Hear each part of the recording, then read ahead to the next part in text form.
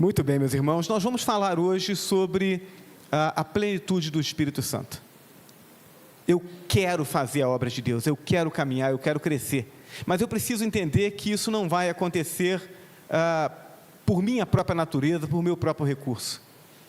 Isso acontece a partir da obra de Deus, a partir da ação de Deus na minha vida, e o Deus que me salvou, que me transformou e que comissionou a minha vida para fazer a obra dele, ele me dá as ferramentas.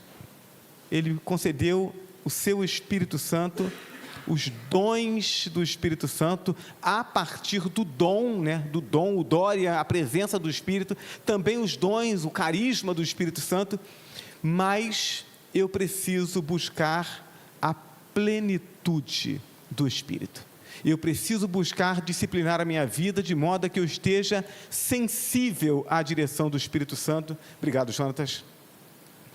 Para que, sensível à direção do Espírito Santo, eu realize aquilo que Deus quer que eu realize, e não apenas aquilo que eu desejo realizar. A minha vontade, as minhas emoções, elas flutuam. Tem dia que eu estou bem, tem dia que eu estou mal, não é verdade? E isso não tem a ver com fé, tem a ver com as nossas emoções. Mas se as minhas ações, elas são fruto das minhas emoções, então ainda que eu tenha a fé salvadora, ainda que eu confie em Deus e queira fazer a obra dele, eu acabo não fazendo. Então eu preciso disciplinar a minha vida espiritual, a fim de que na plenitude do Espírito eu realize a obra de Deus. Então eu quero convidar os irmãos a fazermos a leitura em Efésios capítulo 5,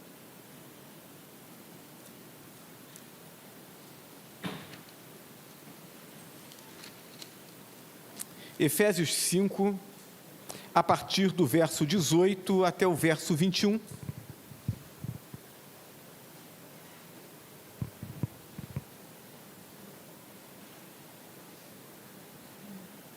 O texto diz assim: E não vos embriagueis com o vinho, no qual há devassidão, mas enchei-vos do Espírito, falando entre vós em salmos, hinos e cânticos espirituais, cantando e salmodiando ao Senhor no vosso coração, sempre dando graças por tudo a Deus o Pai, em nome do nosso Senhor Jesus Cristo, sujeitando-vos uns aos outros no temor de Cristo. Que Deus abençoe a leitura da sua palavra. Amém? Vamos orar mais uma vez? Nosso Deus e nosso Pai, nós reconhecemos as nossas fraquezas e as nossas limitações, e portanto reconhecemos que não só não somos merecedores daquilo que temos recebido do Senhor, mas que também muitas vezes, mesmo quando queremos, não conseguimos fazer aquilo que queremos. Então pedimos ao Senhor, em nome de Jesus, que apliques essa palavra ao nosso coração, e que pelo Teu Espírito Santo não só nos conduza à compreensão, mas que mova, ó Deus Santo, as nossas afeições, os nossos desejos, as nossas emoções, para que, sabendo aquilo que o Senhor espera de nós, que tenhamos a força e a disciplina necessária para colocar em prática, e no disciplinar da nossa vida espiritual, que possamos experimentar cada vez mais essa sensibilidade, que nos torna, portanto, passivos de sermos conduzidos pelo Teu Espírito Santo, e assim a nossa vida produza muito mais fruto, para a nossa alegria, para a glória do Teu nome e para a expansão do Teu reino. Essa é a nossa oração em nome de Jesus. Amém? Enchei-vos do Espírito é a ordem que nós temos nesse texto. O que temos aqui, portanto, é um contraste. Paulo ele faz isso de forma muito objetiva, para mostrar esse contraste e nos fazer entender por que tanto precisamos buscar. E ele diz: não se embriaguem com vinho, onde há devassidão, mas encham-se, ou deixem-se encher pelo Espírito Santo. Então temos um contraste aqui entre o vinho e o Espírito Santo. E a escolha que se deve fazer, vejam, não tem tanto a ver com a essência de um e de outro, embora pudesse ser, pois o Espírito é divino, enquanto o vinho é material. O Espírito é íntegro, enquanto o vinho é resultado da fermentação, que é a corrupção do suco de uva integral. Então o vinho é o suco de uva corrompido. Mas não estamos falando, ou a busca aqui não é por a comparação da essência entre as duas comparações, mas essa escolha tem a ver com a objetividade da vida cristã. Atentem para essa palavra, porque isso é algo importante nós entendermos.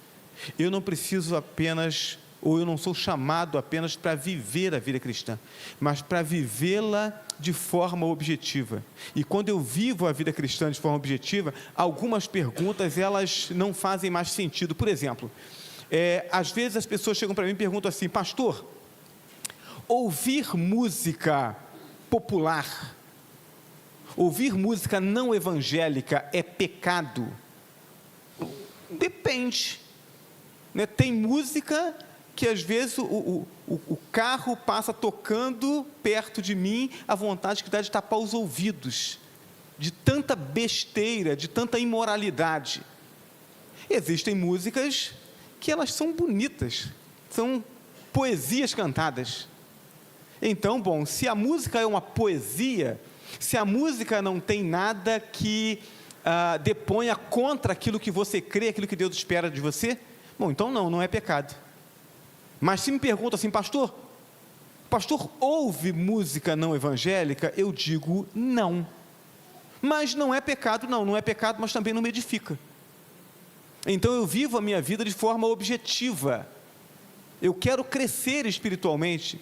Então, o pouco tempo que eu tenho para ouvir música, eu quero ouvir uma música que me faça pensar em Deus, pensar nas coisas de Deus, pensar nos desafios de Deus para a minha vida, pensar em quem Deus é, me lembrar do caráter de Deus, porque isso promove o meu crescimento. Então, o que o texto trata aqui é sobre objetividade da vida cristã. Quando vivemos a vida cristã de forma objetiva, a gente não escolhe entre aquilo que é pecado e aquilo que não é pecado. Não, a gente exclui completamente o que é pecado, e entre as coisas que não são pecado, eu escolho as excelentes, aquelas que promovem o meu crescimento. Então, a respeito da objetividade da vida cristã, então, primeiro, deve-se buscar o que é de cima e não o que é de baixo. Então, escolham a plenitude do Espírito e não o vinho. Escolha o que é de cima e não o que é de baixo. E o que caminha na direção de Deus e não na direção contrária. O Espírito vai levar você a encontrar os objetivos e o propósito de Deus para a sua vida. O vinho vai te levar na direção contrária. Paulo, portanto, ele faz esse destaque. E terceiro, o que celebra o caráter de Deus em nós, ao invés de buscar o que corrompe o caráter de Deus em nós.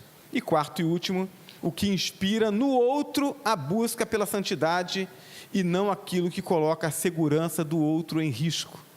Então, quando Paulo faz essa comparação entre o vinho e o Espírito, ele está chamando atenção para isso. Eu preciso trabalhar, eu preciso viver de modo não a satisfazer os meus desejos, mas em promover a glória de Deus e a salvação das almas. Nesse sentido, portanto, embora quanto mais se busque do vinho ou se busque do Espírito, maiores sejam os resultados, ruins ou bons respectivamente, a simples busca de um ou de outro já revela a direção que se dá à própria vida e aquilo que nela se prioriza. O que é que eu estou priorizando? É a minha satisfação, o meu direito de ter prazer, ou a glória de Deus e a promoção do seu reino? É sobre isso que o texto trata. Por quê? Porque isso aqui é um princípio que vai estabelecer a nossa conduta em quaisquer outras coisas. Não vos embriagueis com vinho, suco de uva fermentado, bebida alcoólica. É interessante porque as pessoas que fazem uso de bebida alcoólica, elas dizem assim: não, eu bebo porque a bebida, eu quero ficar assim mais solto, eu quero ficar mais alegre, eu quero vencer a minha timidez. Mas quando nós vamos olhar para a descrição da farmacologia, o álcool é classificado entre os depressivos e não entre os estimulantes. Ele atinge primeiramente as partes do cérebro que cuidam do autocontrole, da sabedoria, entendimento, discriminação, julgamento, equilíbrio e poder de discernir entre o bom e o ruim, o certo e o errado. Ou seja, o álcool atinge a área do cérebro que é responsável por capacitar ao homem em escolher a melhor conduta, que leva o homem a se comportar de maneira nobre. É isso que o álcool faz. Ele amortece essa área. Então a pessoa não consegue nem julgar. Você já ouviu a pessoa que diz assim: não, olha, quando eu bebo eu dirijo melhor? Já ouviu alguém dizer isso?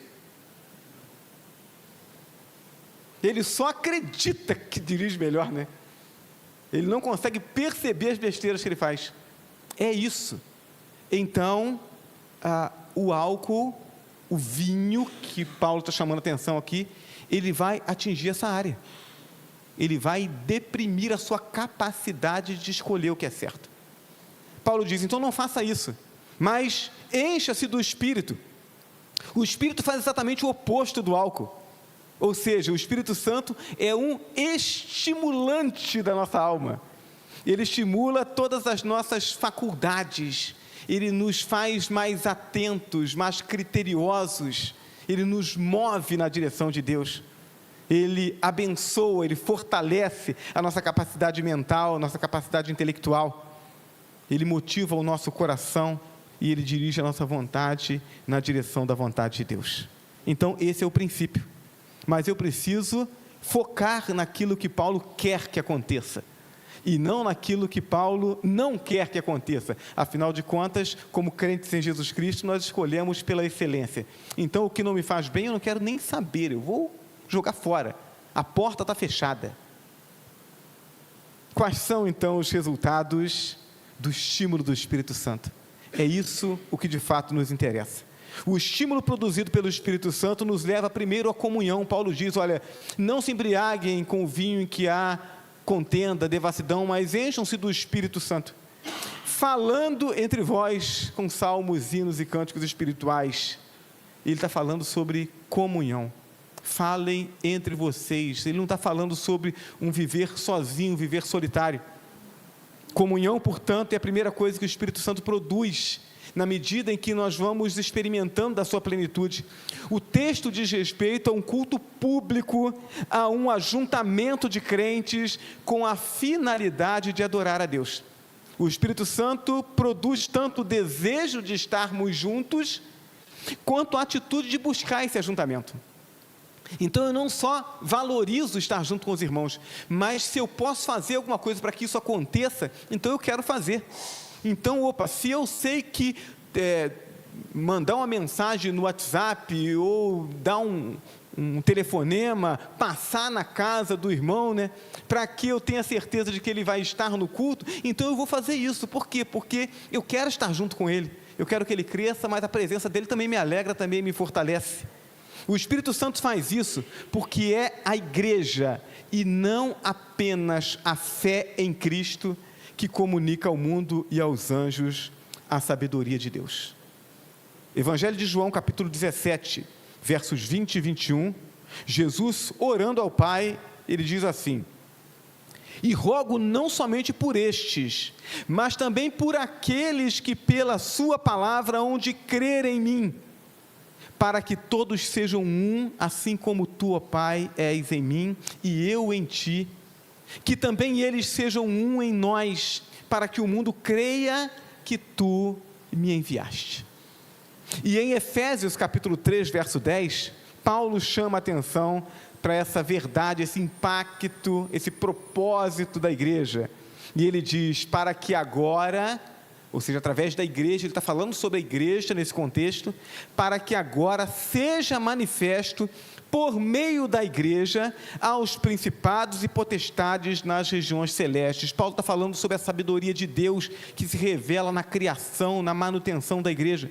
E ele diz, a igreja reunida, a igreja promovendo a obra de Deus, ela revela essa sabedoria de Deus aos principados e potestades. Então, irmãos, aquilo que Deus está fazendo nas nossas vidas, enquanto igreja, na nossa comunhão, no nosso cuidado, no investimento um no outro, isso tem surpreendido os próprios anjos. É a sabedoria de Deus se manifestando e se revelando aos anjos. Eles não faziam ideia do que Deus ia fazer através da igreja. Isso não funcionaria se não fosse pelo poder de Deus, e por isso a glória é de Deus. Mas a capacidade de ser igreja que foi dada a cada um de nós, porque fomos transformados, e em nós Deus fez habitar o seu Espírito, o mesmo Espírito. Portanto, temos essa capacidade de sermos igreja, mas cabe a nós, individualmente, nos esforçarmos para tornarmos o que já é realidade espiritual, uma realidade visível a esse mundo. Para aquele que é guiado pelo Espírito Santo, portanto, faltar ao culto não é uma opção, mas uma falta de opção. Ou seja, só vai acontecer quando eu realmente não puder vir. Só vai acontecer quando tiver um impedimento real. Então, essa coisa de abrir a janela de manhã, olhar, está muito frio, não vou no culto não. Abre a janela de manhã, está ventando muito, não vou ao culto não. Acorda de manhã, tem corrida, Fórmula 1 hoje, não vou ao culto não. Não, isso não é parte da vida daquele que está comprometido com o reino de Deus e com o culto a Deus. Por quê? Porque eu entendo que promover o crescimento do meu irmão é mais importante do que assistir a Fórmula 1 de manhã ou ficar enrolado nas cobertas quentinhas. O compromisso com o culto viabiliza o culto, garante a sua qualidade e testemunha para os não crentes, para os anjos e até para os demônios, que você faz parte da igreja de Cristo e não apenas de uma religião qualquer. Nós olhamos para os bancos aqui e a presença dos irmãos nos alegra. Os irmãos vão concordar comigo. A gente se alegra por adorar a Deus, mas a nossa alegria, com toda certeza, estaria menor um pouco, se a gente chegasse aqui e tivesse apenas uns 10 irmãos aqui. Estou mentindo ou é só comigo que acontece isso? Não, quando a gente chega, a gente encontra os bancos preenchidos, a gente olha, a gente vê o nosso povo reunido, isso traz uma alegria maior, verdade ou mentira? Então a sua presença alegra o coração dos irmãos. Quando a gente pensa nisso, a gente não quer ficar em casa. Eu estou promovendo a glória de Deus e o fortalecimento da igreja de Cristo. E quando eu penso que a comunhão da igreja testemunha, inclusive para os demônios, eu tenho que pensar assim, olha, quando eu escolho estar reunido com a igreja, Deus olha para o diabo e ele diz, igualzinho ele falou de Jó, e diz, olha lá o meu servo João, servo fiel, ela podia ter ficado enrolado nas cobertas, mas levantou cedo e está lá, me adorando, está vendo? Testemunho. Mas quando a gente escolhe outra coisa, podendo escolher promover a obra de Deus, o diabo olha e diz assim, não está levando tão a sério, né? Eu não quero dar esse gostinho para o diabo, não. Eu quero fazer a obra de Deus. Isso vale também para as reuniões dos pequenos grupos. Irmãos, quando a gente experimenta o que esse pequeno grupo faz na vida das pessoas, quem está participando está sentindo.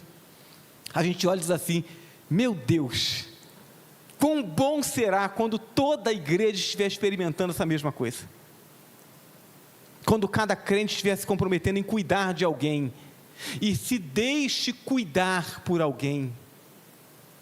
Que coisa boa isso.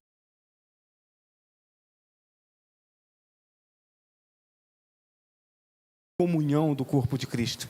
A sensibilidade à direção do Espírito Santo sempre nos levará a priorizar a comunhão. Paulo continua e ele diz: o estímulo produzido pelo Espírito Santo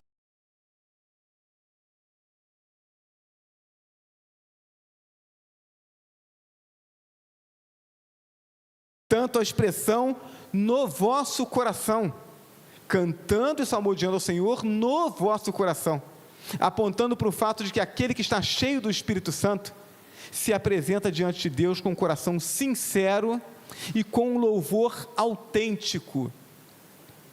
Às vezes, irmãos, eu fico assim preocupado, eu digo: Senhor, me ajude, porque a gente vem para o culto e a gente fica às vezes preocupado com a organização do culto, com o horário. Às vezes o culto não começou na hora, às vezes tem alguma coisa a mais acontecendo e o que foi planejado às vezes não saiu exatamente do jeito que a gente queria, e aí de repente eu paro e falo: Senhor, eu sei que eu preciso cuidar da organização do culto, mas agora eu preciso cultuar, agora eu preciso adorar, porque esse momento agora é o momento em que cada um de nós está reunido diante de Deus para prestar um culto a Deus.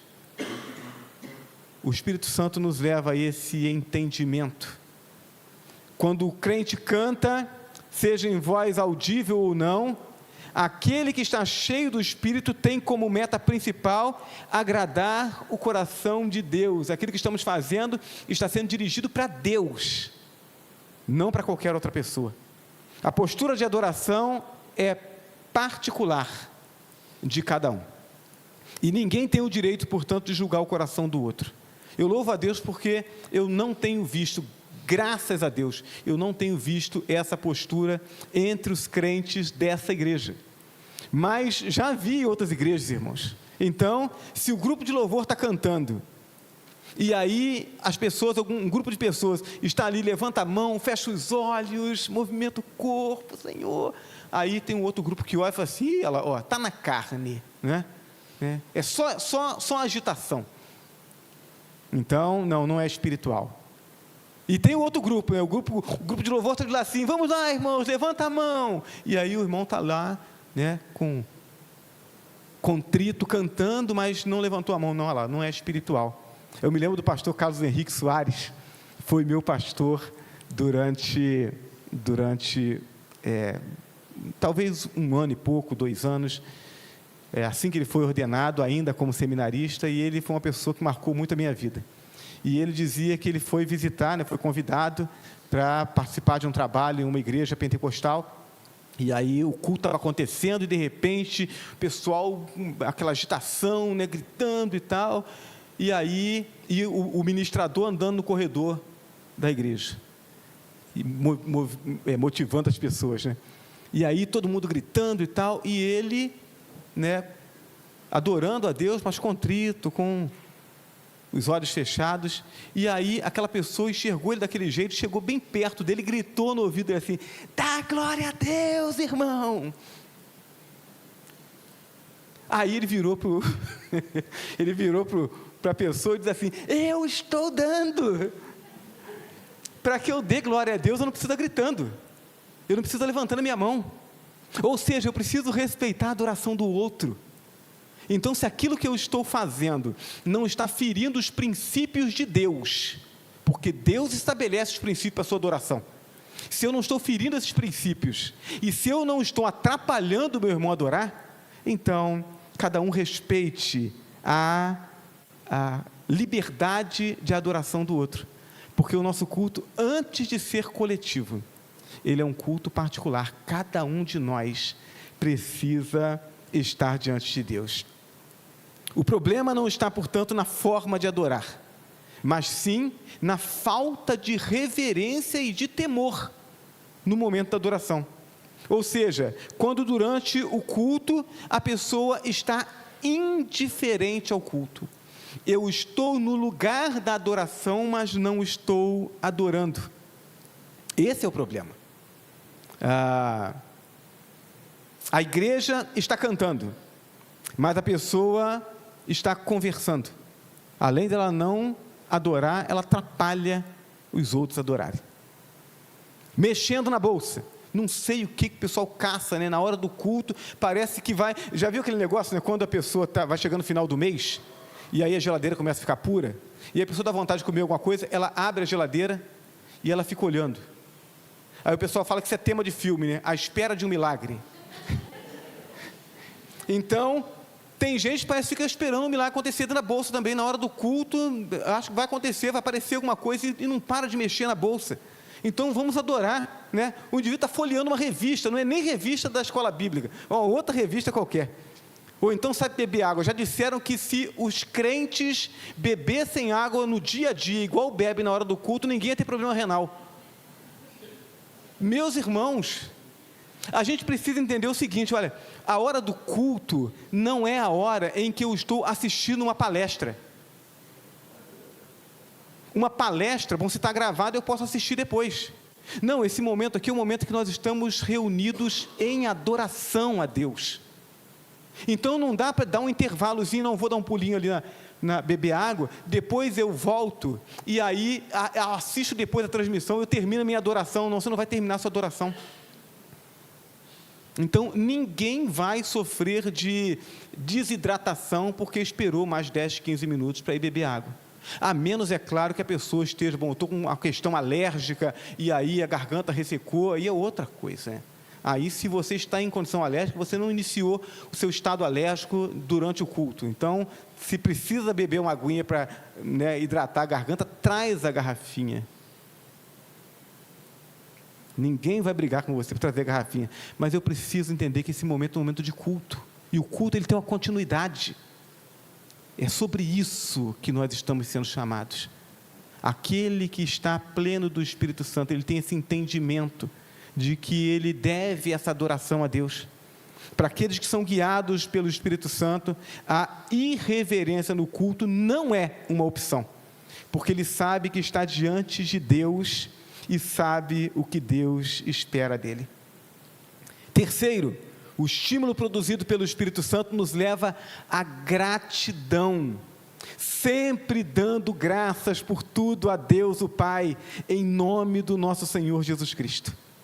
Aquele que está cheio do Espírito, por ter estimuladas as suas faculdades mentais, ele tem entendimento, ele consegue entender com clareza quem é Deus, e portanto, ele sabe que está recebendo de Deus muito mais do que ele merece. E qual é a natureza dos problemas e lutas que ele está enfrentando? Ele sabe que elas são menores do que o poder de Deus.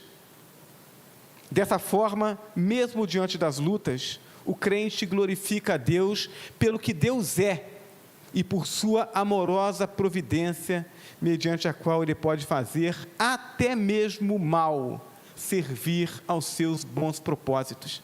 Às vezes a situação que a gente está vivendo, a gente diz assim, olha, eu não queria passar por isso. Às vezes a gente está passando por uma situação que a gente diz, puxa, mas que tragédia. Então, não, eu não dou graças a Deus por causa das tragédias, mas eu dou graças a Deus porque Deus está presente na minha vida, mesmo em meio às tragédias. As tragédias fazem parte desse mundo de pecado. Deus não escolheu a tragédia, mas Ele escolheu caminhar com os seus, mesmo em meio às tragédias. Portanto, Deus tem poder para, mesmo nas piores circunstâncias, Ele promover o nosso crescimento. Romanos 8, verso 28. E sabemos que todas as coisas concorrem para o bem daqueles que amam a Deus, daqueles que são chamados segundo o seu propósito. Essa é a promessa de Deus. Aquele que está cheio do Espírito não culpa a Deus, nem reclama de Deus por causa dos problemas contingentes, ou seja, aqueles que atingem todas as pessoas, não importa se sejam crentes ou não crentes. Então, se o frio aumentou muito, né? Tivemos uma frente fria, isso atinge crentes e não crentes. Teve um terremoto, esses dias teve um tremor, né? Aqui em Juiz de Fora. Achei até interessante, não sabia que isso acontecia, mas disseram que já aconteceu outras vezes, né? Não aconteceu um terremoto. O terremoto atinge crentes e não crentes. As catástrofes naturais, a violência urbana. Esses dias tomei conhecimento de um pastor evangélico que morreu depois de ter sido alvejado por uma bala perdida lá no Chapadão, no Rio de Janeiro, lá onde é a Casa Viver, onde nós fomos visitar lá, caminhamos por aquelas ruas, né? Graças a Deus estamos aqui, né? Então, essas coisas acontecem com crentes e não crentes. E o crente em Jesus Cristo não reclama por causa dessas coisas. Nós estamos num mundo mau. Sofrer é como um imposto que a gente paga para viver nessa terra. Quem quer viver aqui tem que estar disposto a pagar esse imposto do sofrimento. O crente pleno do Espírito Santo também não reclama de Deus quando sofre por causa de escolhas mal feitas, por caminhar na direção errada, ou por tomar atitudes que não deveria ter tomado. Por quê? Porque nós somos falhos. E a minha falha, a minha fraqueza não é culpa de Deus, não. Então, algumas vezes, eu oro a Deus, peço direção de Deus, peço a bênção de Deus, mas aí na hora que eu abro a minha boca, sai aquilo que não deveria ter saído, cria uma confusão, me traz um prejuízo, eu vou culpar Deus por isso? Não. O crente pleno do Espírito Santo, ele tem esse entendimento. Nós vamos colher, aliás, a maioria dos problemas que nós vivemos na nossa vida é por causa de más escolhas que nós mesmos fazemos. Então eu preciso ter esse entendimento. O crente, ele não vai culpar Deus por isso. O sofrimento faz parte do processo de aprendizagem. Eu erro, apanho. O ideal é a gente crescer pela reflexão. Eu sei o que é certo, reflito, escolho. Tem gente que aprende pela imitação, olha aquilo que o outro está fazendo de certo e imita. Tem gente que vai aprender batendo na cabeça, mas o que importa é aprender, sem culpar a Deus. O crente pleno do Espírito Santo também não reclama de Deus quando ele perde o emprego, quando perde amigos, ou algum outro benefício pelo fato de não abrir mão da fidelidade de Deus. Então eu quero dizer para você, nesse tempo de teologia da prosperidade, eu quero dizer para você que a sua fidelidade a Deus não será uma garantia de que você não vai perder o seu emprego. A sua fidelidade a Deus não será uma garantia de que você não vai passar dificuldades. Porque se isso fosse verdade, então nós teríamos que questionar esse evangelho em países onde o evangelho é perseguido, em que as pessoas aceitam a Jesus e elas são expulsas de casa, às vezes são entregues às autoridades pelos próprios familiares. Então não, fidelidade a Deus não é garantia de que a vida será boa, é a garantia de que Deus estará com você, de que você vai para o céu. Então o crente que é pleno do Espírito Santo, ele tem esse entendimento, ele sabe que em alguns momentos, por causa da fidelidade a Deus, ele vai passar aperto sim, ele vai enfrentar dores sim, mas que vale a pena, porque o que Deus nos oferece é muito maior e é muito melhor. Na verdade, aquele que está cheio do Espírito Santo se alegra quando essas coisas acontecem e agradece a Deus por conseguir se manter fiel em meio às lutas. Atos capítulo 5, versos 40 e 41, o texto nos diz assim, olha: e chamando os apóstolos e tendo-os açoitado, mandaram que não falassem no nome de Jesus e os deixaram ir. Retiraram-se, pois, da presença do conselho, regozijando-se de terem sido julgados dignos de padecer afronta pelo nome de Jesus. Imagina um negócio desse? São ameaçados, são açoitados e saem dali felizes. Por que estavam felizes? Porque apanharam? Não, ninguém fica feliz, eles não eram masoquistas, mas eles estavam felizes porque eles conseguiram se manter firmes, eles sabiam qual era a verdade e não podiam negá-la. Então, sofremos ameaças, apanhamos, mas nosso espírito está pronto, nós conseguimos nos manter fiéis. É essa a postura daquele que conhece de fato a Deus. Aqueles que está cheio do Espírito Santo enxerga a vida como uma dádiva, a salvação como fruto da graça e não do mérito, e vive com o coração cheio de gratidão. O que eu já recebi de Deus é muito mais do que tudo aquilo que esse mundo pode tirar de mim. Então não importa o que aconteça, eu sou grato a Deus. Ele abriu os meus olhos espirituais, Ele transformou o meu coração, Ele me deu uma esperança. Eu olho para o futuro agora e olho para esse futuro com esperança. Eu sei que Deus está lá me esperando. Isso é maior do que tudo que esse mundo possa me tirar. Por fim, o estímulo produzido pelo Espírito Santo nos leva à submissão. sujeitando-vos uns aos outros no temor de Cristo. O Espírito Santo é o espírito de humildade.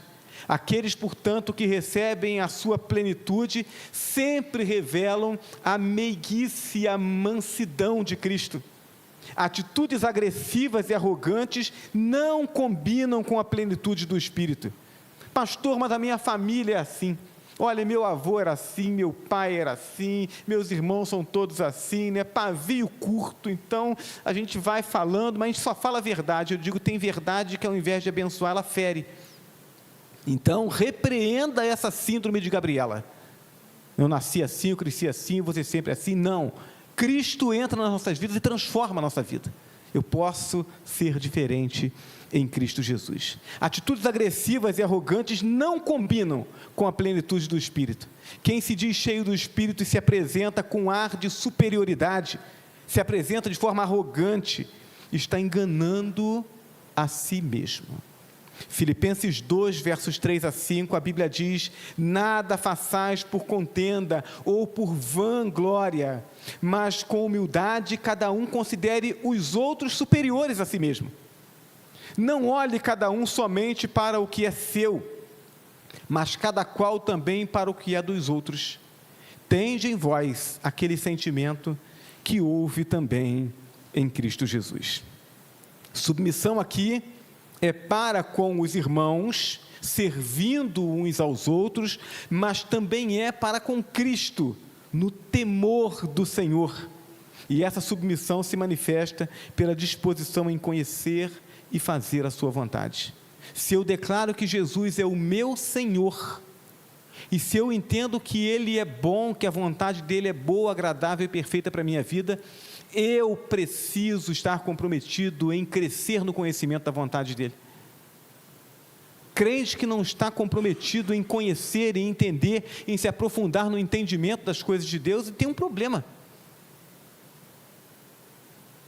Vivemos um tempo atrás, eu tenho falado sobre isso, porque isso surgiu há muito tempo, mas ainda é muito presente no meio evangélico, o discurso do doutrina separa, o amor une. Meus irmãos, isso é diabólico. Eu preciso saber o que a Bíblia diz sobre cada tema. Eu preciso me aprofundar, eu preciso entender quem é Deus, o que Deus espera de mim. Eu preciso me comprometer com esse crescimento espiritual para que eu possa servir melhor aquele que deu a vida para que pela morte dele eu pudesse ter vida. Aquele que está cheio do Espírito Santo nunca se esquece de que só tem vida por causa da morte de Cristo. E por isso vive não mais para si mesmo, mas para aquele que por ele morreu e ressuscitou. É isso que conduz a nossa vida. Enchei-vos do Espírito. É esse a ordem, é essa a palavra de ordem de Deus para as nossas vidas. Esse é o apelo bíblico, cujo objetivo é cumprir o propósito de Deus na vida da igreja. E que propósito é esse? Levar cada crente a um relacionamento mais íntimo com Deus, cheios do Espírito, sensíveis ao Espírito, atentos aos estímulos do Espírito, e a um comprometimento de unidade com os irmãos. Recebo de Deus e compartilho com aqueles que Deus me confiou como igreja e como família. É isso que Deus espera de nós. Então, abrindo mão daquilo que tira a gente do objetivo, daquilo que nos distrai, né? Não precisa ser só pecado. Se não é pecado, mas está me distraindo, está me impedindo de chegar onde Deus quer.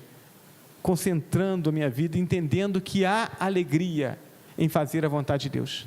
Comprometidos em viver a excelência da vida cristã, que possamos buscar a cada dia, estarmos mais sensíveis a esse Espírito, para que Ele nos conduza e nos abençoe, em nome de Jesus. Amém.